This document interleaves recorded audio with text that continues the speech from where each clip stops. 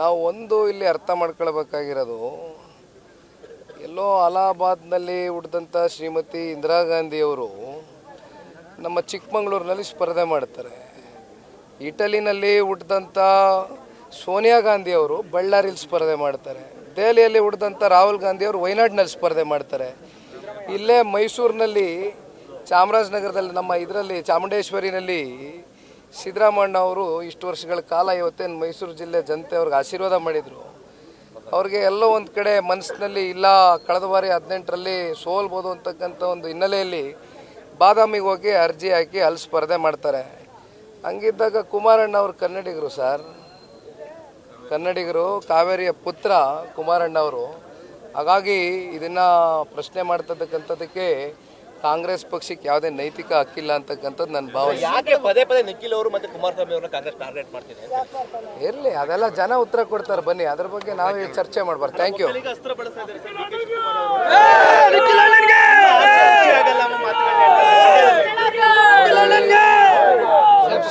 ಒಂದು ನಿಮಿಷ. ಈಗ ಕುಮಾರಣ್ಣ ಅವರು ಅಧಿಕಾರದಲ್ಲಿ ಇದ್ದಂಥ ಸಂದರ್ಭದಲ್ಲಿ ಅಥವಾ ದೇವೇಗೌಡರು ಸಾಹೇಬರು ಅಧಿಕಾರದಲ್ಲಿ ಇದ್ದಂಥ ಸಂದರ್ಭದಲ್ಲಿ ಎಂದು ಕೂಡ ಯಾವುದೇ ಒಂದು ಜಾತಿ, ಒಂದು ಸಮುದಾಯ, ಒಂದು ವರ್ಗಕ್ಕೆ ಸೀಮಿತವಾಗಿ ನಾಯಕತ್ವವನ್ನು ಈ ರಾಜ್ಯದಲ್ಲಿ ಅವತ್ತು ಮಾಡಿರ್ತಕ್ಕಂಥದ್ದಲ್ಲ.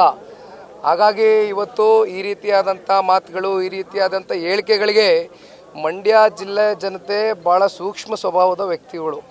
ಇಲ್ಲಿರ್ತಕ್ಕಂಥ ಜನ ಅತ್ಯಂತ ಭಾವನಾತ್ಮಕ ಜೀವಿಗಳು, ಭಾಳ ಪ್ರಬುದ್ಧರಿದ್ದಾರೆ. ಇದನ್ನೆಲ್ಲ ಭಾಳ ಸೂಕ್ಷ್ಮವಾಗಿ ಗಮನಿಸ್ತಾ ಇದ್ದಾರೆ.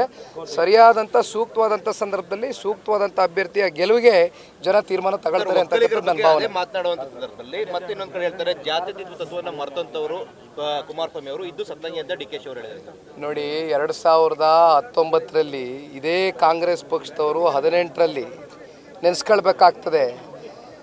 ಏನು ದೆಹಲಿಯ ಕಾಂಗ್ರೆಸ್ನ ನಾಯಕರಿರ್ಬೋದು, ರಾಜ್ಯ ಮಟ್ಟದ ನಾಯಕರುಗಳಿರ್ಬೋದು, ಕುಮಾರಣ್ಣ ಅವರು ಎಂದೂ ಕೂಡ ಕಾಂಗ್ರೆಸ್ನ ನಾಯಕರುಗಳ ಮನೆ ಬಾಗಿಲಿಗೆ ಹೋಗಿ ನಾನು ಮುಖ್ಯಮಂತ್ರಿ ಮಾಡಿ ಅಂತಕ್ಕಂಥದ್ದು ಕೇಳಲಿಲ್ಲ.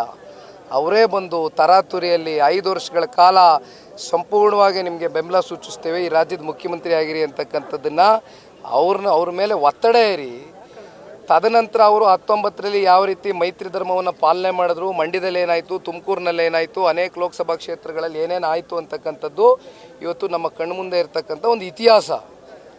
ಹಾಗಾಗಿ ಇವತ್ತು ನಾವೇನಾದ್ರು ಈ ನಿರ್ಧಾರ ತಗೊಂಡಿದ್ದೀವಿ ಅಂತಕ್ಕಂಥದ್ದಾದರೆ ಅದಕ್ಕೆ ಮೂಲ ಕಾರಣ ಕಾಂಗ್ರೆಸ್ನ ನಾಯಕರುಗಳು.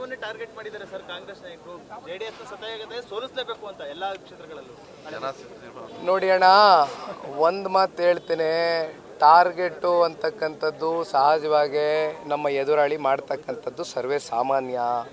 ಇದಕ್ಕೆಲ್ಲ ಉತ್ತರ ಕೊಡ್ತಕ್ಕಂಥದ್ದು ರಾಜ್ಯದ ಜನತೆ. ಸಮಯ ಭಾಳ ದೂರ ಇಲ್ಲ, ಹಾಗಾಗಿ ನಾವೆಲ್ಲ ಭಾಳ ತಾಳ್ಮೆ ಕಾಯೋಣ. Thank you. ನ್ಯೂಸ್ ಫಸ್ಟ್, ನಿರ್ಭೀತಿಯಿಂದ ನಿಮ್ಮ ಪರವಾಗಿ.